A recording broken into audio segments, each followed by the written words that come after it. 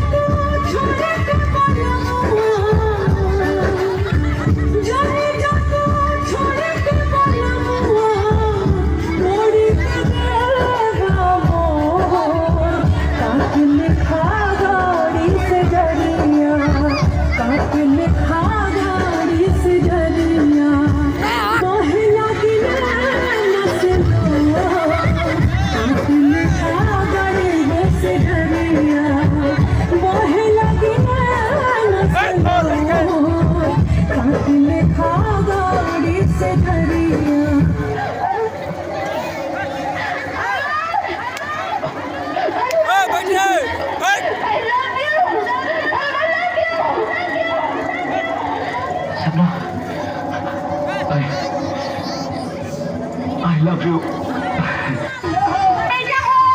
अगर तू हमरा के छोड़ देला नु त हम इतना निमन ना होई। और माई चोट के हम छोड़ा, हम संतोष पागल नहीं।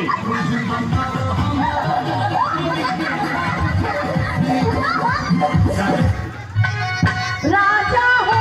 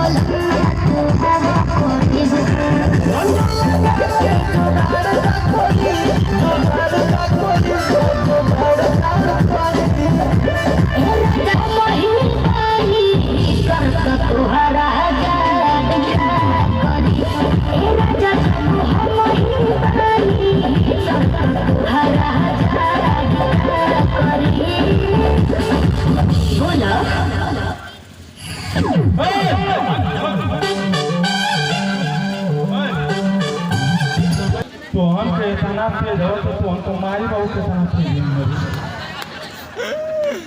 हे भैया लड़का जा चुरुका जा बड़ा हरामी हो तो भैया एक रावण का रामलीला के कार्यक्रम लिखले रहली जा बनारस में अपरमत के कहां गेला हो भाई यार के लगा हो लोगो ये प्रमोद भैया बेचारा सत्ता लिखे के लिख लाला आई 3-4 गो लड़का गुड़ बनौलत करे फलाना जगह ऑर्केस्ट्रा चलो देखे देखो का बड़ सर्वत नहीं ऑर्केस्ट्रा में अरे रामलीला ते देखो अलकतरवा का तो साफ सुना जाना था रामलीलावा में जो सीता बनले उ लवंडा जो सीता बनले लवंडा अपने में कूद कइनो सो आगे एकदम पहली धार पर पड़ गेलो सो वहां सीन का चलत रहे कि रावण सीता जी का हरण करके लेके चल गया आराम की सीता जी के वियोग में रोवत कहत मत सीते सीते तुम कहां हो सीते अलकतरवा की दिमागवा में ये बतिया रहे कि जो सीता बनला उ लवंडा